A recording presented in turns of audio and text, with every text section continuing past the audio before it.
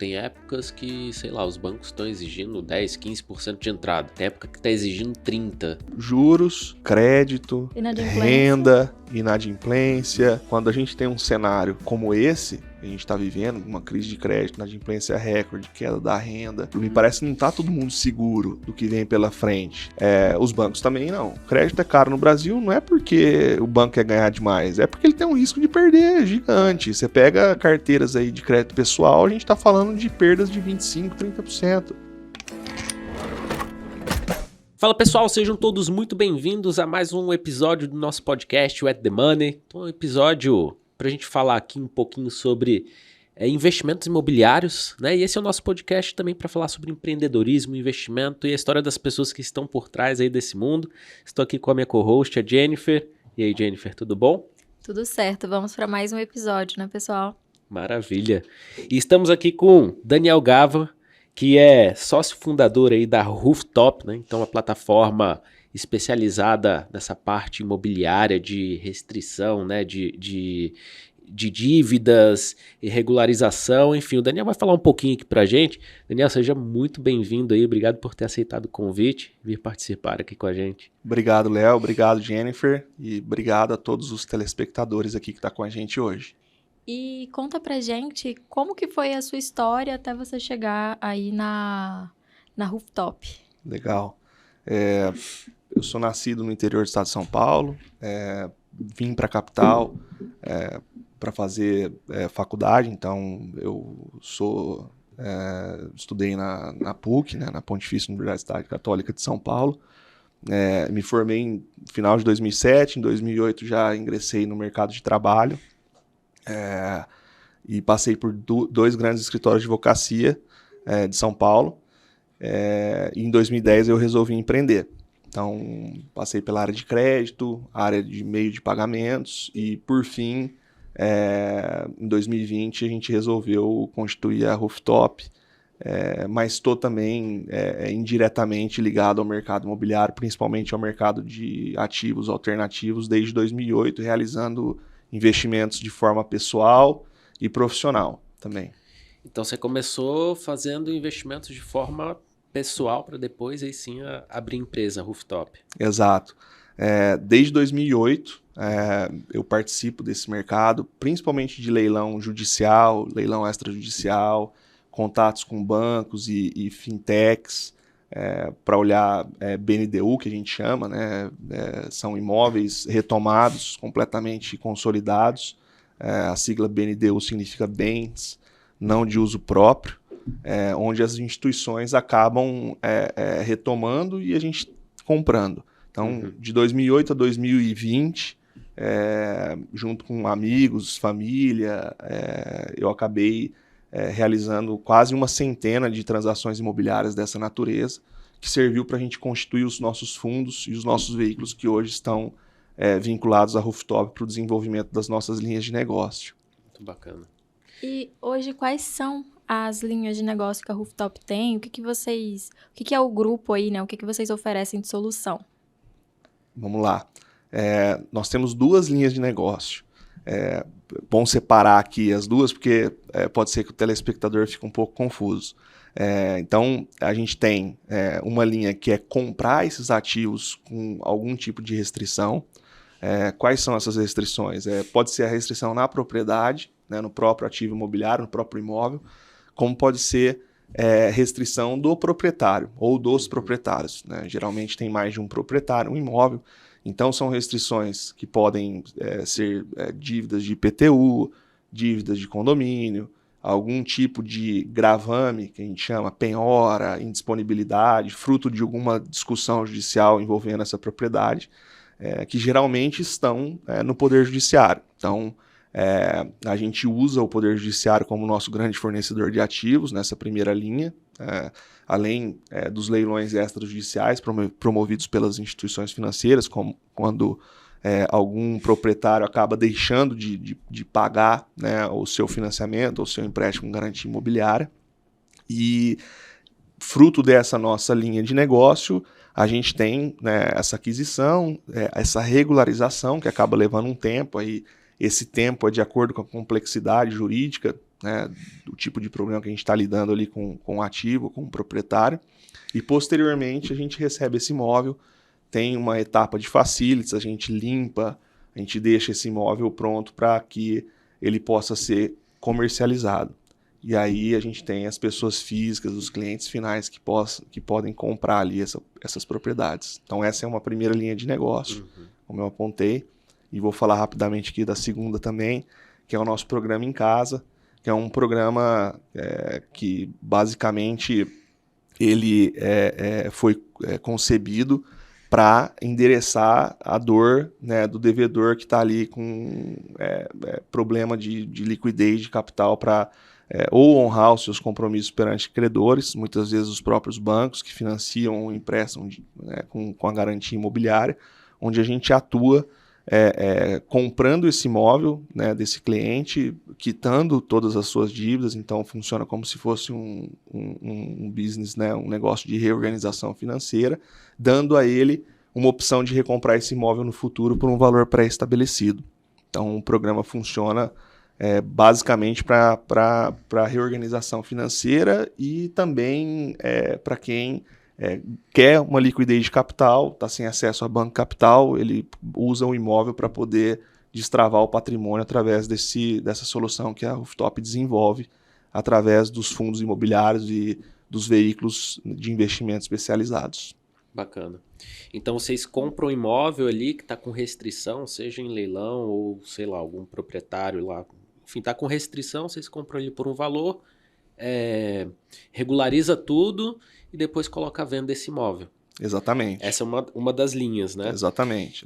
E esse imóvel, o valor que ele é vendido ali para a ponta final, já tudo regularizado, tudo certinho, ele costuma ter um valor abaixo de mercado? Como é que funciona? Sim, a gente sempre gosta, né, de ofertar esse imóvel já regularizado abaixo do valor de mercado. Como a gente tem essa expertise em originar esses ativos, avaliar o risco jurídico, localização, depois ainda recuperá-los. Muitas vezes a gente recebe imóvel que estão sem manutenção há muito tempo, então no final a gente brinca que nessa linha de negócio a gente gosta de recuperar a função social do ativo. Muitas vezes você olha e fala, nossa, essa casa está abandonada aqui nessa rua, o que será que aconteceu? Será que, né, às vezes é até um bairro bom. Então, a gente vê uma casa que eventualmente pode estar envolvida numa disputa, num litígio judicial. E a gente vai lá, compra, regulariza, pinta, faz todo o paisagismo. A gente não faz nenhum tipo de reforma estrutural, mas todo o reparo necessário para que a gente possa ofertar esse imóvel para o mercado é feito. E a partir daí a gente oferta, né, numa condição especial, né, porque a ideia é que a gente sempre recicla esse portfólio. Então, manter essa engrenagem rodando, comprando, regularizando e vendendo, para a gente é importante. E para o cliente que se relaciona com a gente, ele tem esse benefício de comprar o imóvel já 100% regularizado, sem risco jurídico, de segurança jurídica, recebendo o imóvel para poder fazer o uso ou próprio ou para renda, e aí depende muito de cada situação. Pô, bacana. Vocês auxiliam também, por exemplo, o Joãozinho tem um imóvel e ele se endividou com aquele imóvel. E aí o Joãozinho poderia procurar a Rooftop para ajudar na regularização desse imóvel, ou não? Sim, o Joãozinho pode procurar a gente. Então, essa é uma linha... outra linha, né? No caso. A linha do em casa, né? Tá, então, vamos imaginar que o Joãozinho tenha um problema com um banco de primeira linha, né? Ele financiou esse imóvel, por exemplo, e ele não está dando conta de pagar. Mas ele não quer perder o imóvel, né? O imóvel, né, principalmente a casa, é o sonho de todo brasileiro. Enfim, é um bem que as pessoas se sentem seguras de tê-lo, né? Então, a partir do momento que o Joãozinho tem o problema, né, com um eventual inadimplemento desse compromisso perante o banco financiador, por exemplo, ele pode procurar a Rooftop, que vai avaliar o imóvel dele de acordo com o mercado, vai liberar um valor para ele. Esse valor é uma compra e venda, ou seja, nós estamos falando aqui de uma operação imobiliária, apesar dela ter um viés de crédito, se assemelhar aí com home equity, com um empréstimo com garantia imobiliária, que a gente chama, né? a gente avalia, libera esse valor, o Joãozinho aluga o imóvel da gente e ele já sabe por quanto ele vai recomprar esse imóvel, podendo até inclusive usar um financiamento lá na frente para recomprar o imóvel, caso o Joãozinho venha se reorganizar de forma estruturada para poder recomprar esse imóvel. Legal. Vocês, nesse processo, então, já fecham um contrato de stock option ali, uma opção de compra para ele fazer essa recompra do imóvel lá na frente. Exato, né? Usando um pouco da linguagem do mercado financeiro, aí, do mercado de capitais, quase se assemelha a uma opção de compra, né, Léo? Mas tecnicamente é um direito de primeira oferta, né? É um right of first offer, né, que o americano adora usar em contratos de M&A, enfim, onde uma vez que a Rooftop comprou o imóvel, alugou para o Joãozinho, vamos usar o Joãozinho como exemplo, ele vai ter esse direito de recomprar o imóvel da Rooftop por um valor já pré-estabelecido. E esse valor é um valor que está lá na cláusula do próprio contrato de locação, né? Então, a gente tem essa cláusula onde ele pode optar pelo exercício, né? Não é o exercício da opção, mas é o exercício do direito de primeira oferta, onde a Rooftop não pode vender para terceiros porque ela está com esse compromisso perante o Joãozinho. E tem já o valor definido também. Sem dúvida, que não sofre correção, não tem asterisco, não tem pegadinha. Então, a partir do momento que a gente negociou o valor da recompra, é aquele valor que ele vai exercer naquele prazo que a gente estabeleceu. Legal. E nesse mercado, existe, por exemplo, se eu quero comprar um imóvel hoje, me corrija se eu estiver errada, viu? Eu posso dar entrada ali de 30% e financiar o restante. Esse financiamento, se eu não me engano, pode chegar de 8% a 10%, mas eu acredito que depende muito também de como que o país está, assim, economicamente falando, enfim. Taxa de juros, né? Depende de tudo disso. Exato. Então, o tempo ele vai influenciar. Mas, por exemplo, se fosse hoje, pelo menos há uns 3 meses atrás, eu cheguei a olhar em um site para fazer uma simulação e estava entre 8% e 10%. Mas eu não cheguei a entrar em nenhum site de banco para poder pesquisar de fato sobre o financiamento. Então, não tenho essa taxa. Mas essas taxas, elas se assemelham? Ou vocês conseguem fazer uma negociação assim melhor? Como que funciona isso? Importante pergunta. Eu acho que vale a pena dissociar aqui já o que é operação imobiliária do que é operação de crédito, né? Então, o mundo que todo mundo conhece é um mundo de operação de crédito. Então, a gente fala muito em taxa nesse tipo de operação. Aqui na Rooftop nós estamos falando de uma operação imobiliária. É claro que é uma operação que tem um custo, né? E como a gente está ali inserido num mercado onde a gente está falando de um cliente estressado, com um grau de dificuldade de pagamento, score baixo, a gente usa, a gente tem a leitura desse cliente como se fosse feita uma operação de crédito, mas no final do dia, como a gente está comprando o imóvel, o meu risco é imobiliário, o meu risco não é um risco de crédito, né? Se o Joãozinho não me paga, eu não vou executar uma alienação fiduciária do contrato. Eu vou, na verdade, lá na frente, caso ele não recompre o imóvel, ou, né, a gente tem também uma cláusula chamada cláusula de proteção nesses contratos do Em Casa, que é, Daniel, eu não consegui recomprar o meu imóvel, então a gente em conjunto pode ofertar esse imóvel a mercado num valor até acima do valor estabelecido para recompra, e se esse imóvel for vendido, toda a diferença vai, né, pro nosso amigo Joãozinho, que a gente está usando aqui como exemplo. Legal. Então, é uma operação, né, eu diria, amigável, apesar da situação de estresse financeiro, a gente conseguiu desenhar um modelo de operação justo, né, e que se equilibra conforme as opções que vão acontecendo ao longo do tempo, né, desse contrato. Nossa, então de fato vocês auxiliam ali no processo até do cara se restabelecer financeiramente falando. Exato. E entrando um pouco na questão do preço, né, que eu acho que é importante, o custo da operação do Em Casa se assemelha muito a um custo de uma operação de home equity. Então, nós estamos falando aí de IPCA mais 5, IPCA mais 6, né, que é o custo da operação de crédito imobiliário, mas esse custo ele acaba sendo convertido num custo que a gente chama aqui internamente de valorização imobiliária. Então, eu consigo, né, quando eu compro o imóvel do cliente, entender, né, quanto esse imóvel pode valer daqui 1 ano, daqui 2 anos, que vai ser eventualmente o prazo que ele vai estabelecer para recompra. O prazo que ele vai estabelecer para recompra também é flutuante, ele que escolhe, né?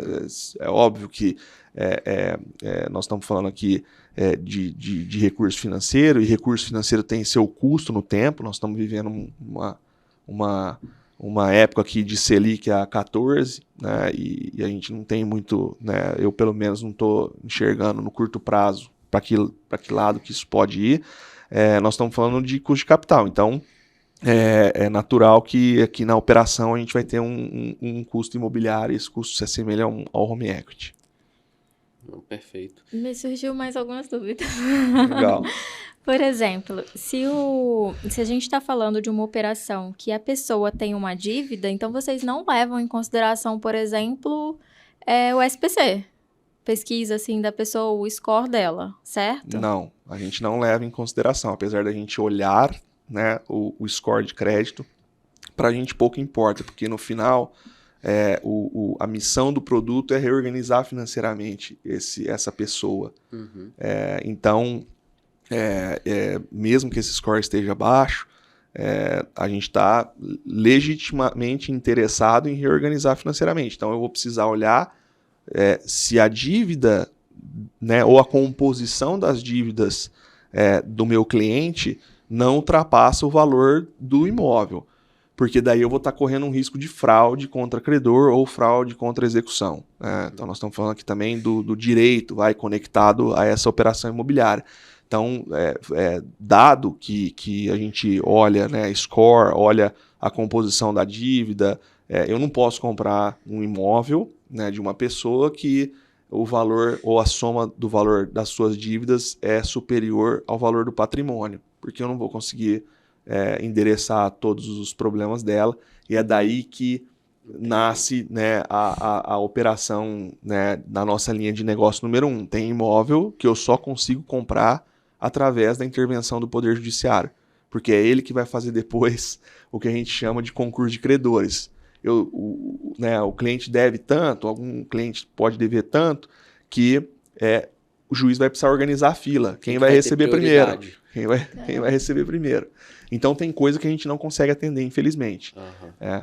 Então, o ideal é que as pessoas não cheguem a essa situação, né, onde a Sim. dívida possa ficar acima do que Ela tem de patrimônio. Eu tenho que procurar rooftop antes, né?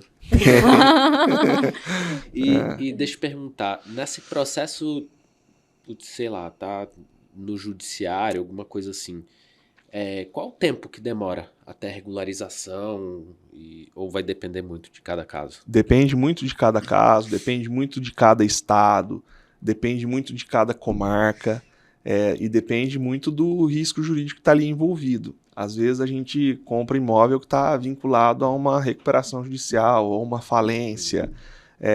A gente vê que Justiça do Trabalho, por exemplo, é uma justiça que caminha mais rápida nesse sentido quando a gente adquire imóvel envolvendo verbas trabalhistas, né?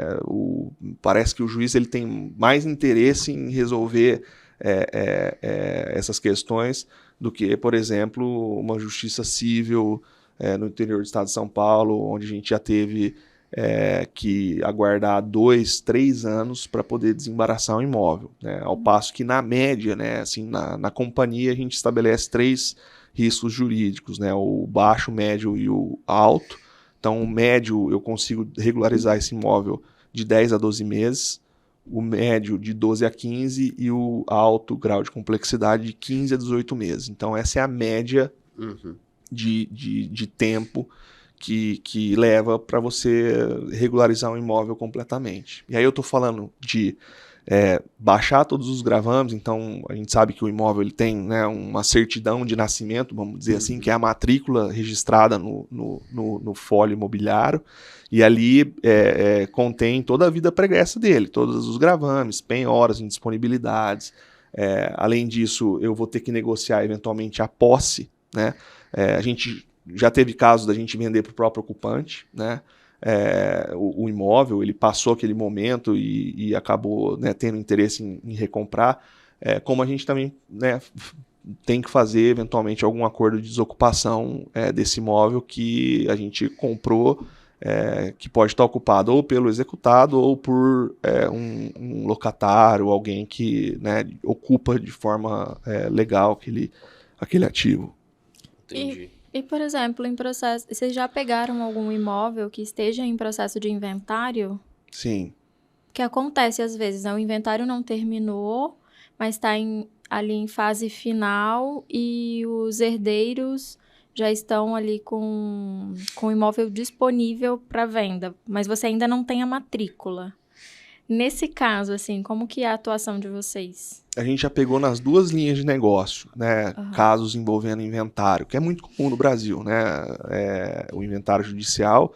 Então, tanto o espólio pode ter dívida, né? O falecido, quanto os herdeiros, né? Então, quando isso acontece, às vezes um ou mais herdeiros podem estar em condições desiguais, e aí a gente acaba também olhando esses ativos para compra e resolução mais rápida desse processo de inventário. Então, a gente já olhou nas duas linhas de negócio, já compramos também imóveis que estavam sendo expropriados de inventário, né?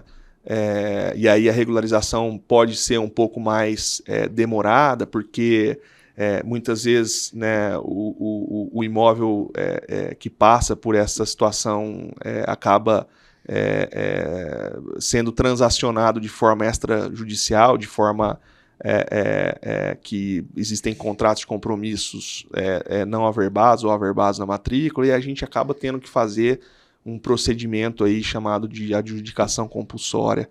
Hoje, graças à lei aí do cartório digital, que foi recentemente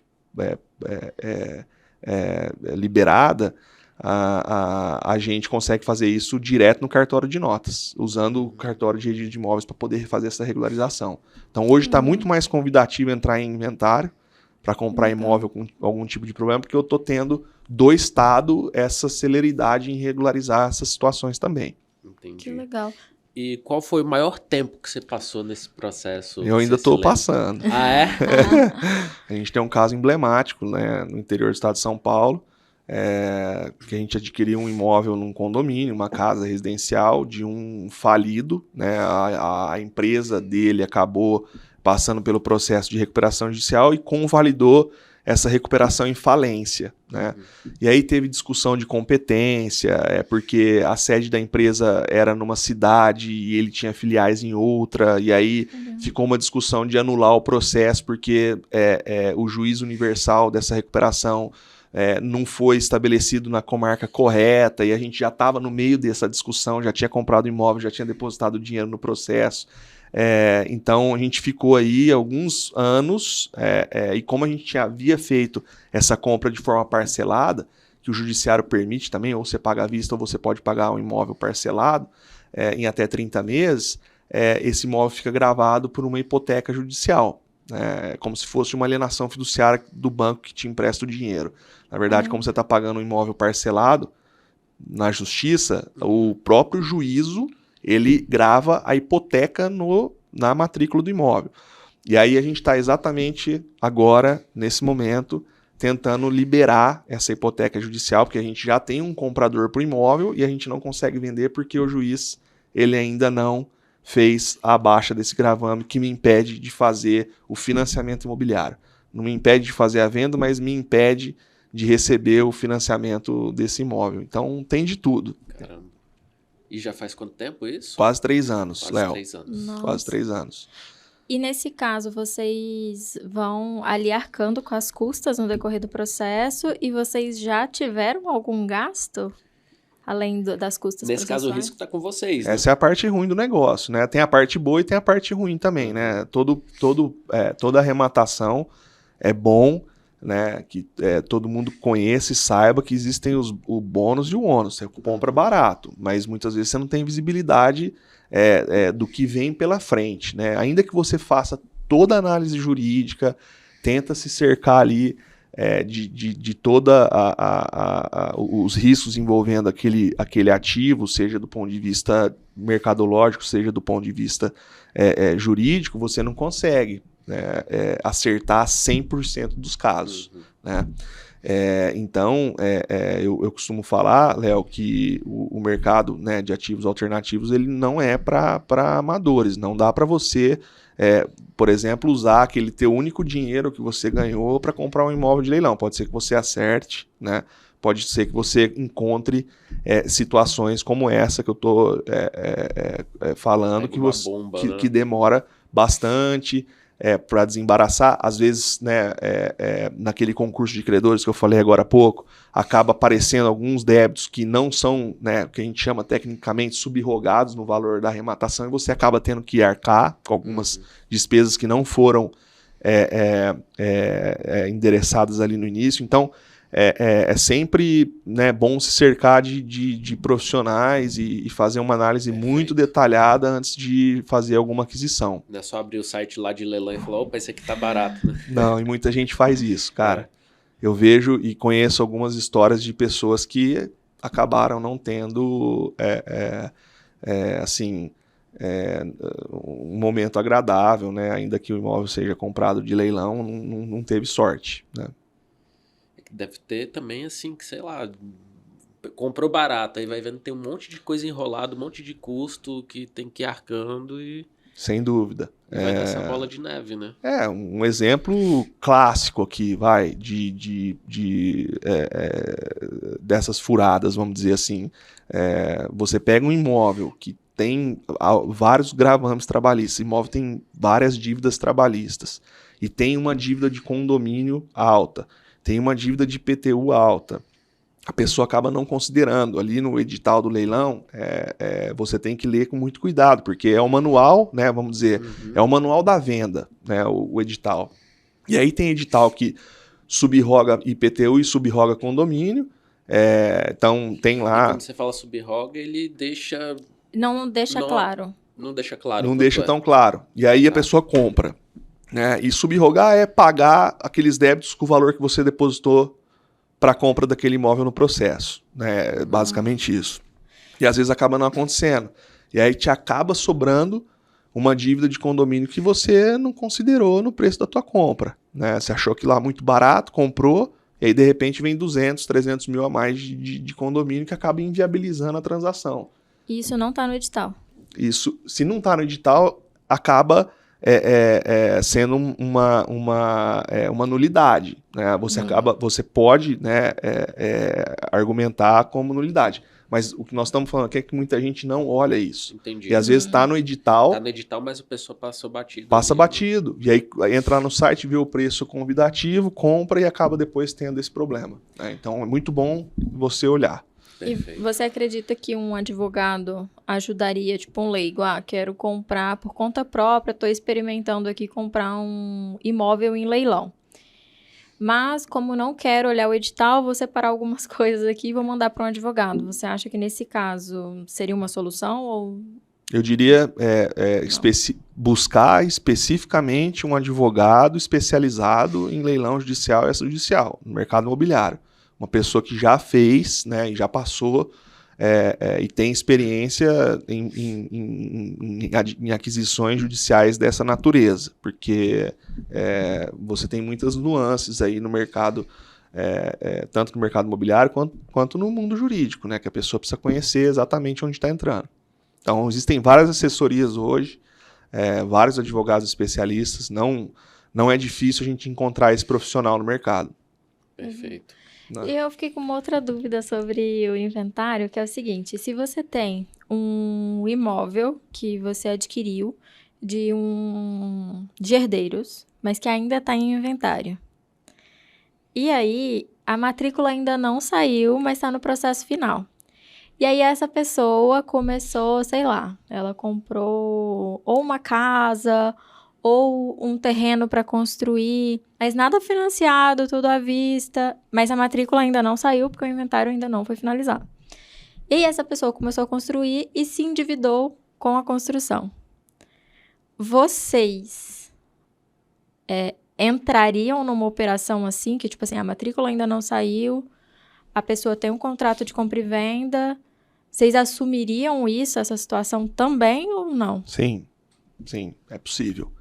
Vai depender muito da análise de caso a caso, mas da forma como você está colocando aqui a questão, seria um formato de cessão, né? Aquilo que ela comprou, ela está passando para a rooftop através de uma cessão, e aí a gente vai depois entender, né, como é que a gente resolve esse imbróglio, né, essa demora dentro desse processo de inventário. Claro que a gente vai olhar antes, né, de fazer a cessão, obviamente, para entender exatamente a complexidade, mas é um alvo, né, vamos dizer assim, é um ativo alvo nosso, sim. Legal. E hoje, onde a Rooftop está no Brasil? Tá. Como as nossas duas linhas de negócio, elas são desenvolvidas pelos fundos imobiliários, né? A gente tem um fundo que é listado na B3, que é o RUF 11, está em fase de desinvestimento. Nós temos o fundo imobiliário, né, que é o nosso fundo 2, ele não é listado por conta de ser monoinvestidor. E a gente tem uma SPE, que é uma sociedade de propósito específico, que a gente tem parceria com o Banco BTG Pactual para a compra desses ativos. E todos esses veículos têm o regulamento. E o regulamento permite que a gente faça aquisições em cidades do sul, sudeste, acima de 200 mil habitantes, e no nordeste, acima de 500 mil habitantes. Então, a gente, Estado de São Paulo, né, falando aqui do nosso estado, a operação da Rooftop hoje está em 43 municípios, incluindo a capital, e nas outras praças a gente atua em cidades acima de 500 mil habitantes e capitais. Então, hoje a gente tem imóvel do norte ao sul do país, já sendo geridos pelo nosso time, né, pelo nosso time da Rooftop, tanto no estoque disponível à venda, quanto os imóveis que estão locados, onde a Rooftop faz toda a gestão também dessa locação, até a possível recompra ou definição por parte desse inquilino se a gente vai vender o imóvel a terceiro ou não. É porque a gente estava conversando nos bastidores, você falou que a Rooftop estava no Brasil inteiro, né? Eu queria entender qual era se era exatamente em todas as cidades ou se era mais as capitais dos outros estados. Porque São Paulo existe, mas é muito difícil ter uma cidade com menos de 200 mil habitantes, né? Não, é mais fácil ter a cidade com menos de 200 mil habitantes, certo? Você acha? Sim, Aqui? o Brasil tem 5.500 e poucos municípios. Talvez, eu não sei, mas eu acho que a gente deve atuar em 300, 400 municípios que tem 80% da população, vamos dizer assim. Mas a maior parte é São Paulo, né? Sim, a maior parte é São Paulo. Foco é Sudeste, né? Foco é legal. Sudeste, mas a concentração está no estado. São Paulo, interior e capital.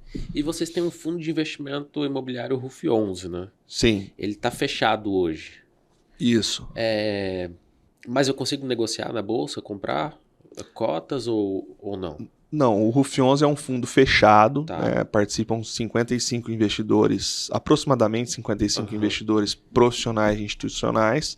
Claro que tem um mercado secundário, então, como ele está listado, né, pode eventualmente existir alguma ordem de compra e venda, mas ele não é um fundo que é tradeado em corretoras, ele não está aberto ao público, ele é um fundo fechado. E nem tem pretensão? Momentaneamente não, em função da nossa parceria estratégica, que eu gosto sempre de reforçar. Hoje a gente usa o funding da tesouraria do banco, e então a gente não tem nenhuma pretensão de curto nem médio prazo ter abertura para investidores pessoa física, dado essa parceria institucional que a gente tem. E nesses fundos, o foco é esse processo de compra e de venda de imóvel? Ou é mais locação? Hoje, os veículos eles estão bem divididos. Inicialmente, a gente focou bastante nessa esteira de leilão judicial, extrajudicial e compra direta. Então, 90% do fundo 1 está alocado nessa estratégia. 10% a gente começou a tatear lá o programa em casa. Né? Então, 10% do PL está alocado no programa em casa.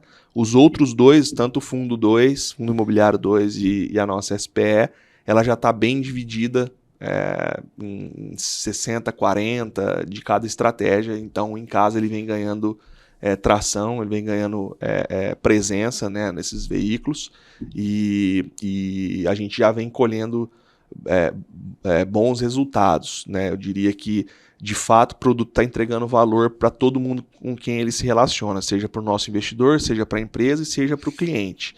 Dado que mais de 70% da safra nossa de 2021 do programa em casa já vem recomprando os seus imóveis. Então, para a gente é uma grande alegria legal. Ver que, de fato, aquilo que a gente pensou e estruturou vem acontecendo também na prática. Né? As pessoas estão conseguindo se organizar e estão recomprando os seus imóveis, seja com recurso próprio, seja com a utilização de uma linha de financiamento imobiliário de bancos. Legal. Perfeito. E assim, vamos supor que eu estou morando no imóvel e aí de aluguel o proprietário vai lá e fala, ó, vou vender esse imóvel, eu tenho direito, né? Ele tem que me ofertar primeiro, só que eu não tenho crédito ali naquele momento para comprar o imóvel. Vocês atuariam fazendo esse processo de compra? A pessoa se torna um inquilino que vai pagar para vocês ali aluguel com direito de compra lá na frente? Léo, daria para fazer. Uhum. Mas, como a gente falou na conversa aqui, a Rooftop está inserida no mercado de ativos alternativos. Uhum. Possivelmente, né, esse interlocutor que você colocou aqui na conversa, ele não está inserido, ele não é um proprietário que está precisando vender este imóvel. Né? Então, talvez a Rooftop não seja a pessoa correta, né, o veículo correto para essa oferta. Aí talvez a gente teria que entender um outro formato de aquisição desse locatário, né, desse inquilino, que não está pronto ali para comprar o imóvel desse terceiro, porque esse terceiro não vai querer vender o imóvel abaixo do valor de mercado, que é o que a gente busca quando a gente realiza a aquisição. E a gente compra abaixo porque a gente sabe que tem problema e a gente sabe que vai ter que pôr energia e recurso para resolver aquele problema. Entendi. Então o desconto não é só uma oportunidade, o desconto é porque a gente vai aplicar trabalho, aplicar expertise, e aí, obviamente, quem está disposto, né, a resolver, a pôr a mão na massa, né, a pisar no barro e aguentar um pouco desses desaforos que às vezes a gente aguenta, ele tem que comprar descontado, porque no final do dia a gente também tem que ter o nosso retorno. Né? Não, Tá. bacana.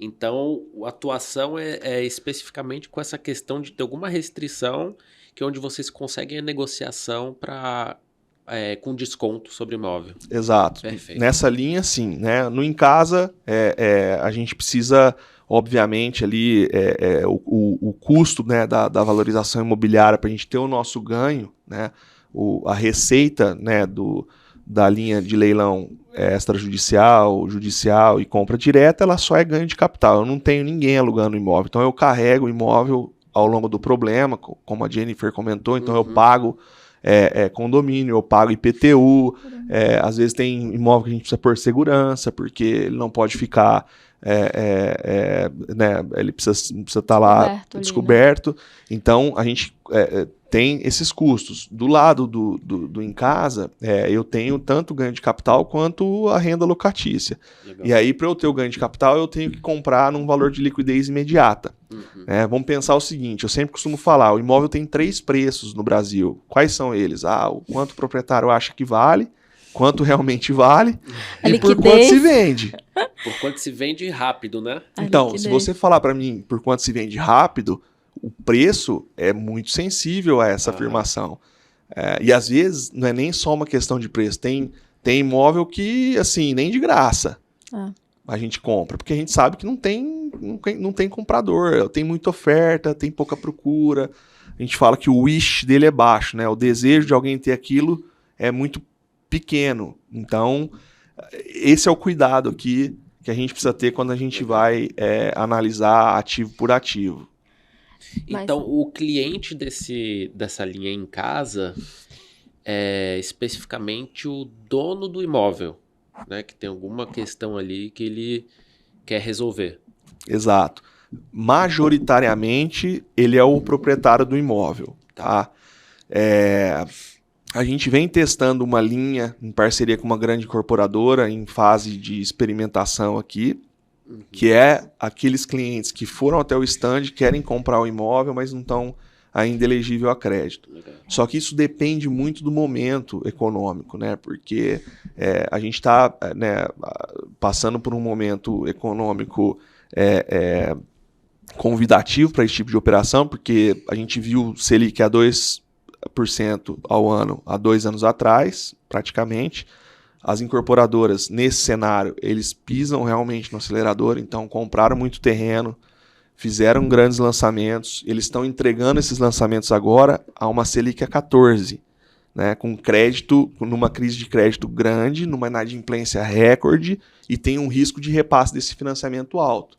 Ou seja, se tem um cliente que hoje não quer, não consegue financiar aquele imóvel, que ele não consegue repassar, por exemplo, e eu tenho do outro lado uma incorporadora que precisa do capital para poder eventualmente pagar o plano empresário, que ela pegou para construir aquele edifício, aquele condomínio, eu tenho ali né, eu posso entrar como um agente neutralizador desse problema. Eu posso dar liquidez, né, dependendo do preço que a incorporadora quer me vender esse imóvel, eu posso dar liquidez para a incorporadora, ficar com esse potencial comprador como inquilino do imóvel, mas já deixar com ele um valor, que é o nosso exercício de direito de primeira oferta, né? Combinado para ele comprar no futuro. E aí ele se organiza para comprar esse imóvel lá na frente. Então, não necessariamente ele precisa ser o proprietário do imóvel. Me surgiu uma outra dúvida, né? Porque quando você fala num financiamento, a gente está falando aí entre 30 e 35 anos. Correto.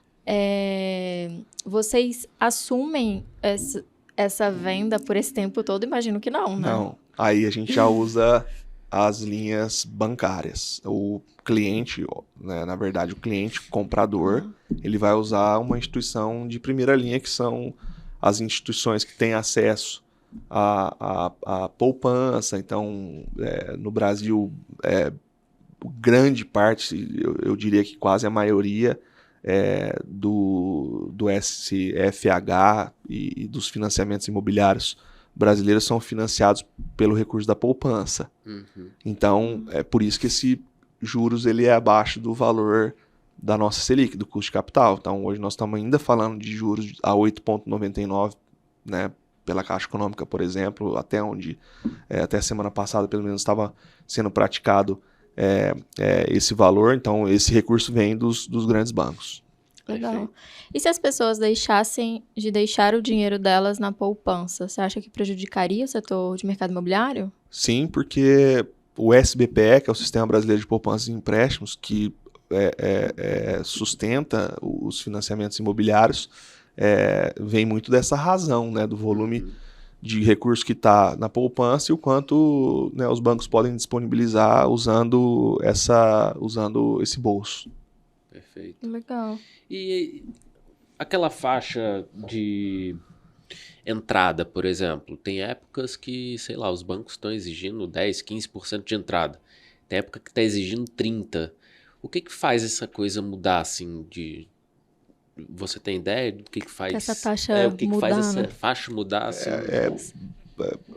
Juros, crédito, renda, inadimplência, são todos esses fatores, né? Quando a gente tem um cenário como esse, a gente está vivendo, uma crise de crédito, inadimplência recorde, queda da renda, uma certa... não está todo mundo seguro, me parece que não está todo mundo seguro do que vem pela frente.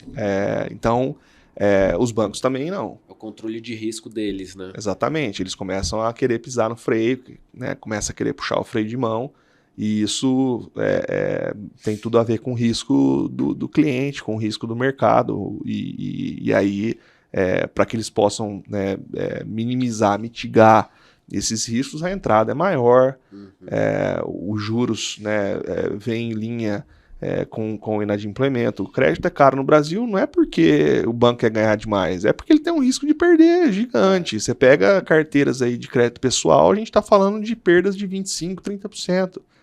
Uma inadimplência que ele toma o risco de uma inadimplência muito alta, né? Para cada 3 ele perde 1, para cada 4 ele perde 1.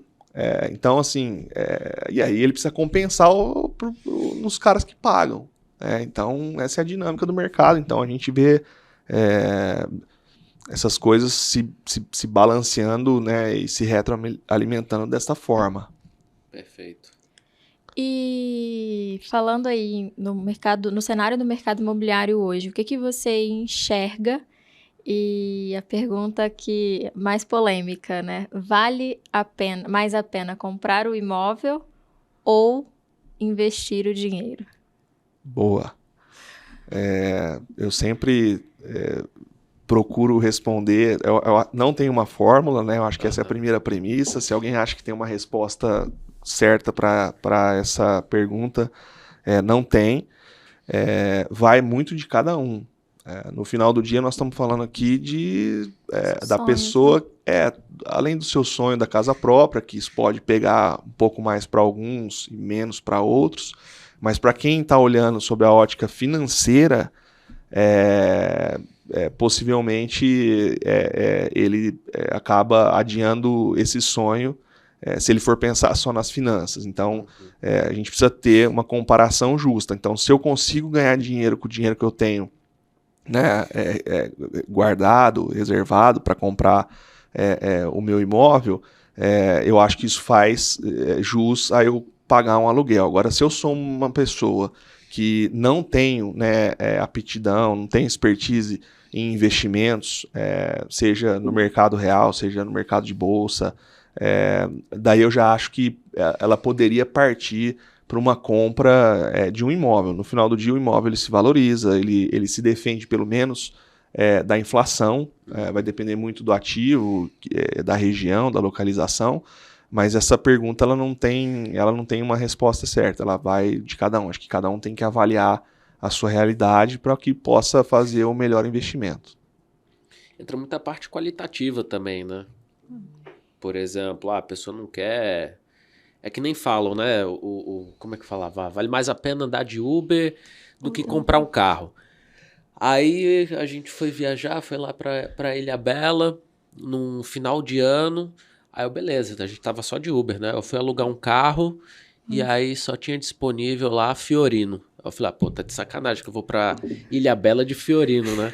Aí teve um negócio lá da pandemia que falaram que ia fechar as cidades e tal. Beleza, liberou um carro. Aí a gente alugou o carro, foi lá pra Ilhabela. Na volta, deixei o carro, entreguei, o cachorrinho tava passando mal. E aí eu tinha que levar ele no veterinário. Já tinha acabado de entregar o carro e não tinha nenhum Uber ali aceitando levar o cachorrinho. Aí eu falei, não, cara, tipo, não dá. Não é questão quantitativa, é qualitativa. Sem dúvida. Então, é o que pô, tem coisas que o dinheiro não compra, né? Vamos dizer assim. Então... Eu concordo. Eu falei aqui só do viés financeiro, sim, mas aí você tem, por outro lado, o sonho, né? Você tem ali a família, o seu timing. Tem gente que já tem, né? Eu, por exemplo, tenho 2 filhas e estou nesse momento de tomar uma decisão que não vai ser uma premissa só financeira. E nem só racional, né? Nem só racional. Vai envolver emoção. Eu acho que todo mundo precisa ter a sua casa, pelo menos, né? Tô falando de mim agora, como eu falei, não tem regra. Eu quero que as minhas filhas elas tenham um senso de pertencimento. A casa delas é aquela, o quarto delas é aquele. Por muito tempo. Eu tenho isso dos meus pais. Né? Legal. Meu quarto tá lá até hoje. Se eu quiser voltar para casa, ele tá arrumado do mesmo jeito que eu saí de lá. Né? Então eu tenho essa... Que é um pouco da parte emotiva, né? Da emoção, do sentimento. Você cria memórias, né? Sim. Eu tô com uma amiga que ela quer comprar um imóvel, ela tem o dinheiro da entrada disponível, os 30%. E ela vai financiar, ela ainda não decidiu se ela vai financiar a construção ou se ela vai tentar financiar parte do terreno. E assim, eu conversando com ela, olha, esse dinheiro, sei lá, se você colocasse num fundo de investimento imobiliário, poderia te dar X de renda e você cobriria o que você paga hoje de aluguel. E ela me manda, tipo assim, ela mandou um áudio de 8 minutos. Amiga, você não tá entendendo. Assim, eu preciso ter uma casa, porque a sensação que eu tenho é que se eu não tiver uma casa, tipo assim, eu não vou poder ter filho, eu não vou me sentir em casa, parece que eu sempre tô ali naquele limbo, sabe? Tipo, eu não tenho nada. Então, eu comecei a enxergar de como que isso é emocional, uma decisão que você não age pela razão e nem só pelo financeiro. Exato. E você fica também sujeito a pessoa pedir seu apartamento, sua casa.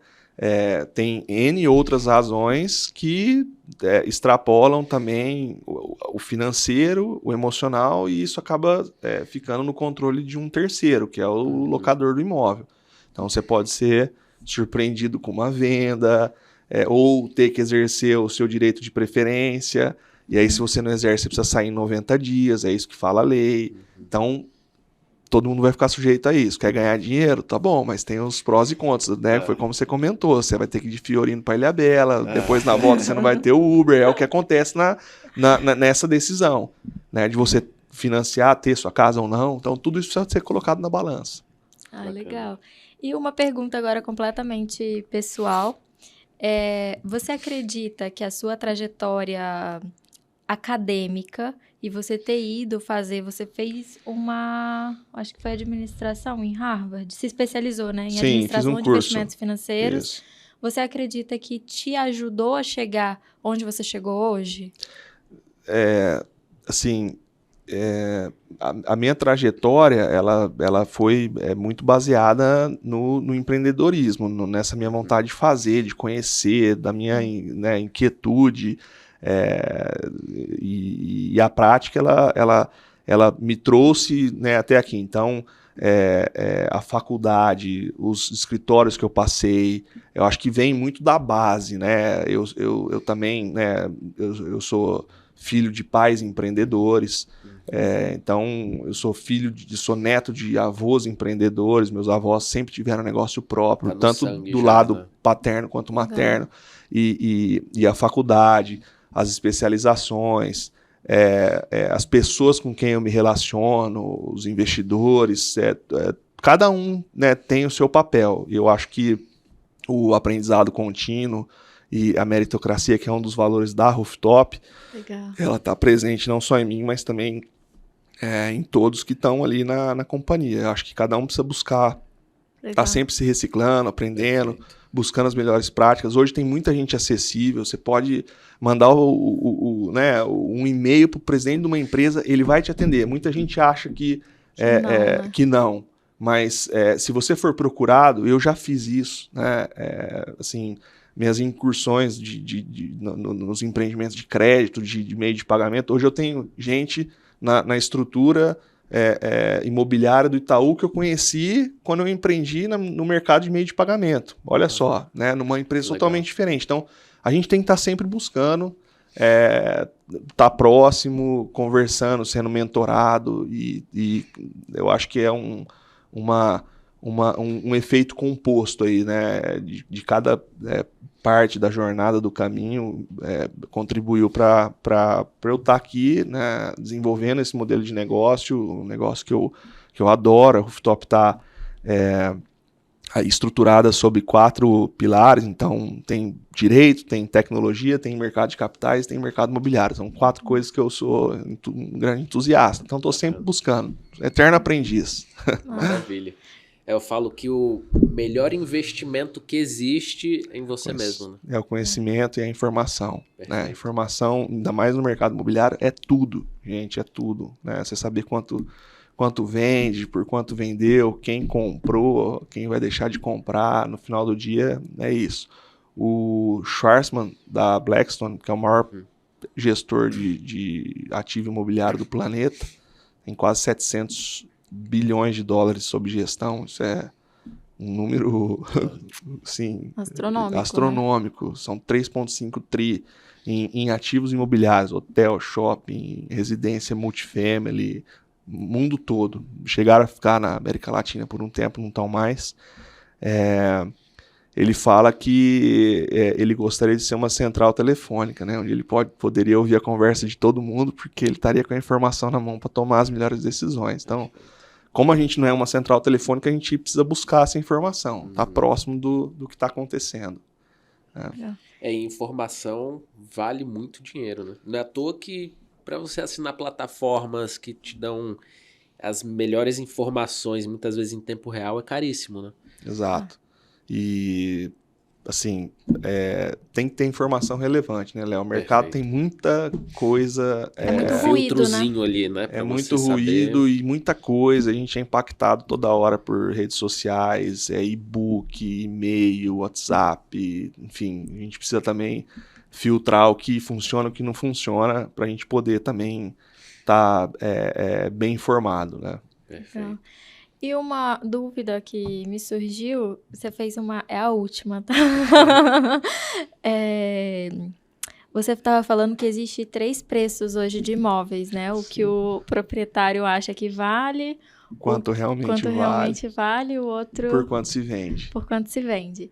Você acredita que no que o proprietário acha que vale, a prefeitura impacta naquela avaliação para você pagar IPTU? Bastante. Que ela joga o preço do imóvel, a sensação que eu tenho é que ela avalia o imóvel por um preço muito acima do que realmente aquele imóvel vale no mercado. Exato. Esse é um ponto polêmico no mercado e existem alguns remédios para esse diagnóstico, né?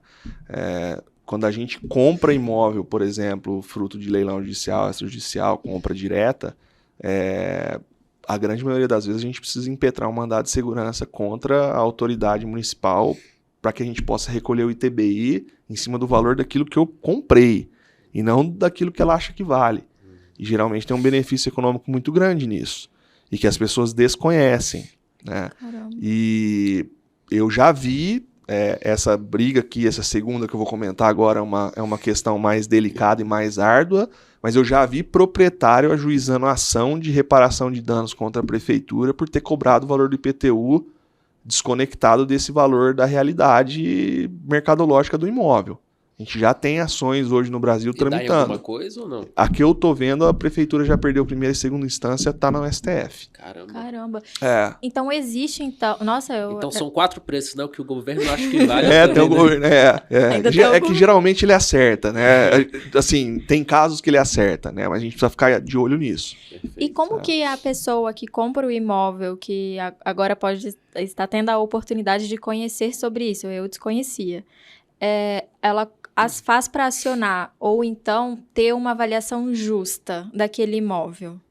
Sim, você vai precisar de profissionais para poder embasar o seu pedido, ainda que ele seja administrativo, direto na prefeitura, ao invés de você usar o Poder Judiciário. Então, geralmente a gente junta, vamos falar de uma forma mais simples aqui, a gente junta 3 laudos, né, 3 laudos de profissionais do mercado, pode ser um engenheiro, pode ser um técnico em avaliação imobiliária, né, com concurso no CRES, no Conselho, e ele vai analisar o imóvel, né, as suas características, o estado que ele se encontra, o tipo de material de acabamento, ele vai dar lá um preço. Se isso estiver muito desconectado da realidade, você pode pleitear uma reavaliação do seu imóvel perante a prefeitura. E cada prefeitura tem o seu entendimento e a sua regra. Isso não quer dizer que você pode ter êxito ou não. Às vezes você tem que buscar o judiciário. Entendi. Perfeito. E, por exemplo, uma pessoa que comprou um apartamento há 10, 12 anos atrás, que lá atrás ela pagou 1 milhão, aqui em São Paulo. E hoje esse mesmo imóvel vale 2.800 ou 3 milhões. Ela poderia tentar pleitear que a avaliação desse imóvel fosse no valor que ela pagou? Não. Ele vai reajustando. Ele vai, assim, a prefeitura ela atualiza ano a ano e aí que está o ponto. Às vezes essas atualizações elas são bem maiores do que o mercado, né, evoluiu. E aí que encontra esse descasamento. Então, cada caso tem a gente precisa fazer uma análise para entender exatamente qual o diagnóstico daquilo. Se é uma compra, né, como você colocou, muito distante dos dias atuais, a gente pode até a gente não pode nem discutir essa questão, porque já pode ter sido prescrita, por exemplo, né? Então vai de caso a caso. Mas hoje, quem quiser dar um Google aí, vai ver que essa matéria está sendo bastante discutida em fóruns mais específicos, nichados desse assunto. Legal. Bacana. Massa. Maravilha. Tô satisfeita aqui. Legal. Como é que o pessoal muito faz para bom. te encontrar aí nas redes sociais, a Rooftop? É @rooftop_br. Então a gente está no Instagram, Facebook, YouTube, e é só acessar o nosso site também. A gente tem várias informações lá, tanto do nosso estoque, como funciona o nosso produto. Tem uma seção lá de perguntas frequentes, que a gente tem várias respostas. Tem umas pinceladas também um pouco tributárias, a gente não entra tanto nesse tema do ITBI, né, que é o Imposto de Transmissão de Bens Imóveis, que a gente comentou aqui, mas tem bastante conteúdo, a gente já está com um blog no ar também, estamos desenvolvendo um e-book para o curto prazo, e de novo, a gente está super à disposição lá. Pô, que bacana. Ai, que legal. E alguma mensagem que você quer deixar aí pro pessoal? Pessoal que tá com problema aí com imóvel, pessoal que quer Dívida. investir, manda uma mensagem aí. Legal. Bom, pessoal, obrigado, né, por estar nos ouvindo aqui, né, nesse momento. Para quem tem ou conhece alguém que esteja passando por algum tipo de situação envolvendo o imóvel, seja uma restrição ou seja uma necessidade de destravar esse patrimônio, a gente tem um produto que gera bastante valor, tanto para quem precisa desse capital, quanto para quem eventualmente possa ser o credor, né, dessa pessoa, e a gente evita aí toda essa dor de cabeça e busca a reorganização financeira dessa pessoa. Acho que estamos aqui para poder ajudar todo mundo nessa missão. Maravilha. Não deixar o pessoal, deixar a bola de neve crescer, né? Sem dúvida. Isso é Procurar a importante. solução antes, Enquanto né? é tempo. Perfeito. Maravilha. Legal. Nossa, Daniel, um prazerzaço aí te receber. Aprendi muito hoje. Espero Obrigado, que a gente gente. possa ter outras oportunidades. E é isso. Obrigada aí, pessoal, pela audiência. Daniel, muito obrigado aí por ter aceitado o convite. Um bate-papo muito bom. E é isso. Obrigado, Jennifer. Valeu, Obrigada. valeu, Léo, valeu, Jennifer, valeu a todos. Espero ter contribuído um pouquinho aí com o meu conhecimento a todos. Maravilha. Pessoal, muito obrigado a todos pela companhia, pela participação e até o próximo episódio do nosso podcast, o The Money. Até mais.